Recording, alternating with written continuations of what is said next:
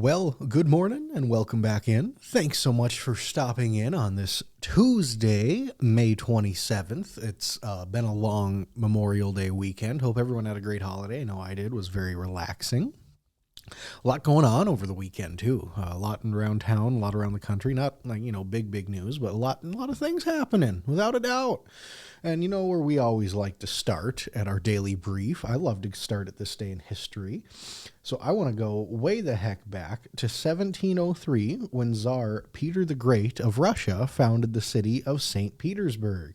Wow. Fast forward another big one in Russia. Alexander III is crowned the Tsar of Russia, the second to last Tsar, before they were deposed. Go up to 1933, FDR is just into his first term. Part of the New Deal, the U.S. Federal Securities Act is signed into law, requiring the registration of securities with the Federal Trade Commission. Go up to 1967, U.S. Navy aircraft carrier USS John F. Kennedy is launched by his wife, Jacqueline Kennedy, and her daughter Caroline.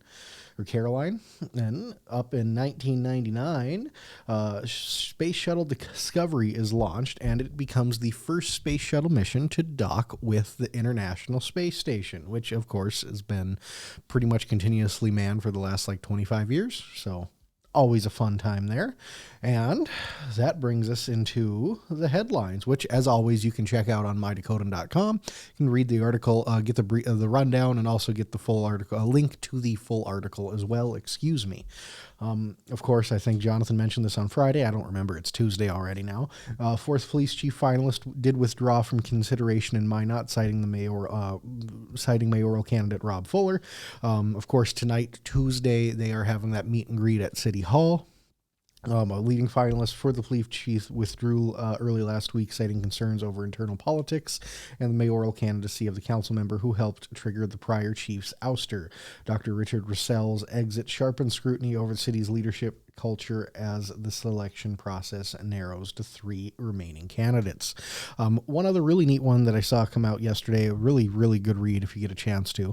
North Dakota Historical Society works to fill military collection gaps ahead of the new museum. So a new $78 million North Dakota military gallery is set to rise on the Capitol grounds, showcasing personal stories and artifacts from state service members across generations. As the planning continues, the Historical Society is calling on the public to help fill gaps in the collection, from women's uniforms to everyday items like boots and even iPods, to ensure a more complete and personal military history is preserved for future generations. Really cool new addition they're building onto the Historical Society. Starts this year. Going to be a little while till it's done, but they're going to end up having a lot of really cool stuff in there. So they have a little section that they kind of preview it at the end of the back end of the State Historical Society right now. Another thing that's going on, a meeting is planned for the south segment of Highway 85's widening.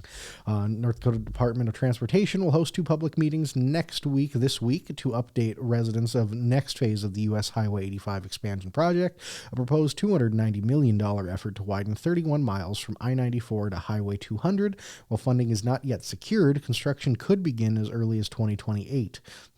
The meeting set for May 29th in Fairfield and May 30th in Belfield will offer updates on progress, design plans, and remaining funding gaps for the 62-mile project stretching through Stark, Billings, and McKenzie counties. And thousands gathered yesterday at the North Dakota Veteran Cemetery in Mandan. Thousands gathered Monday at the Veteran Cemetery for the state's annual Memorial Day ceremony honoring fallen service members.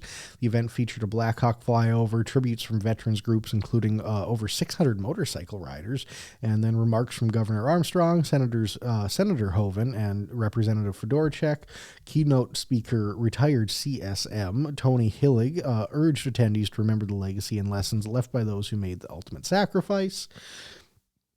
On to some national stuff. One other one that I didn't put on here that was wild. There was a big prison outbreak in New Orleans. 10 guys got out. There's still 3 or 4 that are out, I think. Crazy situation there. But RFK's Make America Healthy Again report stresses an emphasis on children's well-being. The Trump administration's new Make America Healthy Again Commission released its first report Thursday, calling for bold reforms to improve children's well-being through better nutrition, physical activity, and reduced over-medicalization. While the report critiques ultra-processed foods and highlights concerns about pesticides like glyphosate, it avoids calls for outright bans, and notably amidst gun violence. Now, the leading cause of death for U.S. children, I guess. The report drew backlash from farm groups and health advocates, with critics warning it spreads misinformation and fails to address key public health threats. Then also one international story that came out yesterday. Police say driver who plowed into Liverpool soccer fans acted alone and is not believed to be terrorism. A joyous celebration turned tragic Monday as a 53-year-old British man drove a minivan into crowds of Liverpool soccer fans celebrating their Premier League title, injuring over 45 people, including children.